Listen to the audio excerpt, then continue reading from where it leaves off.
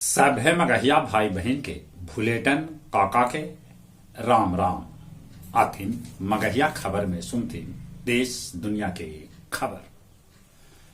संसद पर हमला के 22वीं वर्षी पर लोकसभा के सुरक्षा में लग गए सेंध। सागर शर्मा और मनोरंजन संसद भवन के अंदर घुस गलन त नीलम और अमोल संसद के बाहर कैलन नारेबाजी। कांग्रेस कहलक गृह मंत्रालय सुरक्षा व्यवस्था के होवे के चाहिए समीक्षा। मध्य प्रदेश के सीएम पद के शपथ डॉक्टर मोहन यादव ता छत्तीसगढ़ के विष्णुदेव साय लेलन। बिहार में 44 गो कंपनी अपन उद्योग लगावतक। इबे मैट्रिक और इंटर के परीक्षा में एडमिट कार्ड के साथे फोटो लगल एगो अलगे से पहचान पत्र होए जरूरी। महादेव ऐप के मालिक रवि उप्पल के दुबई में ले गए हिरासत में। नदी में साइकिल चलावे वाला राष्ट्रपति पुरस्कार से सम्मानित बजरिया के सैफुल्लाह के हो गए मौत। बर्धमान स्टेशन पर पानी के टंकी टूटे से रेल के इंतजार करे 3 गो यात्री के हो गए मौत। मदद न भेटाए से यूक्रेन होयल एकदम से असहाय। रूस कैलक बड़गर मिसाइल हमला।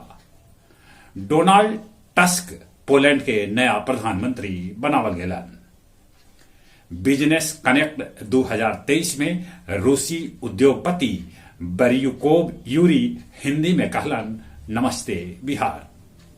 चीनी निमोनिया पर एंटीबायोटिक के असर न हो रहा है। बोध गया में कल ऐतन धर्मगुरु दलाई लामा। डोभी गोविंदपुर नहर भीर से 5 गो दुकान के ताला तोड़ के चोर ले भागलन सामान। जेठियन से राजगीर लेल निकलल धमपद यात्रा। एकरा में भारत के अलावे अन्य दोसर देश के लोग भी हैं शामिल। और अब कुछ खेल के समाचार। भारत के साथे इंग्लैंड महिला टीम खेलत आज अपन 100वां टेस्ट। दक्षिण अफ्रीका के साथे T20 के तीसर का मैच आज। सात्विक चिराग खेल रत्न लेल ता मोहम्मद शमी अर्जुन पुरस्कार लेल कैल गलन है नामित। भारत जूनियर विश्व कप हॉकी के सेमीफाइनल में आज जर्मनी से भिड़त।